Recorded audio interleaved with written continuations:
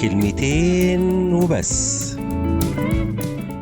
ليه بتحصل صدمة ما بعد الزواج؟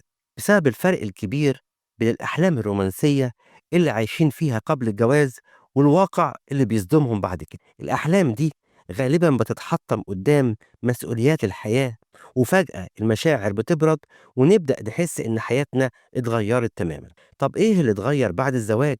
الزواج هو رابطة قوية بتخرج الشخص من حياة الفردية والانطلاق وتخليه طول الوقت مع شريك حياة. ببساطة الجواز بينقلنا من حالة أنا إلى حالة نحن، وده مش سهل لو الحب مش قوي، لأن التخلي عن حياة أنا ممكن يكون مرهق جدا لو مفيش حب. بعد الزواج المثالية بتختفي. أثناء الخطوبة كل طرف بيعيش في حالة تجمل ومثالية، لكن بعد الجواز كل الأقنعة بتقع وكل واحد بيشوف التاني على حقيقته، ومع الوقت الشكل الجميل اللي كان لافت النظر بيقل تأثيره، واللي بيثبت في العلاقة فعلا هو التوافق الفكري والعاطفي. بعد الزواج المفاجآت والتغيير كبير، تغيير المكان، تغيير طريقة الحياة، والانتقال من حياة العزوبية لحياة مع شريك يلازمك طول الوقت، وده بيكون تحدي كبير. فجأة كل تصرف صغير بيتحلل تحت الميكروسكوب، حاجات كنت بتعملها بتلقائية بقت محتاجة تفسير.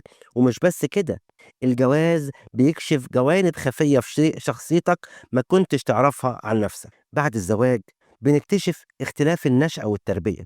كل طرف داخل الجواز متصور إنه هيعيش بنفس قيم وتقاليد البيت اللي اتربى فيه، لكن الحقيقة إن بيت الزوجية حاجة مختلفة تماما، وده بيخلي التباين بين الطرفين أمر طبيعي جدا، لكن ممكن يكون سبب للخلافات لو ما تعاملناش معاه بوعي.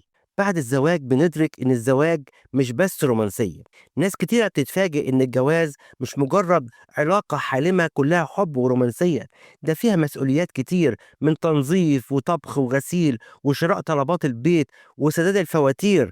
وكمان مع وجود أطفال الأعباء بتزيد جدا والمشاكل بتكبر مع نموهم. ساعات بنشعر بالظلم بعد الجواز. الزوجة ممكن تحس إنها بقت مجرد خادمة لبيتها، والزوج بيحس إنه بقى مجرد ماكينة فلوس، ومن هنا تبدأ المشاكل. في الختام، إزاي نواجه صدمة ما بعد الزواج؟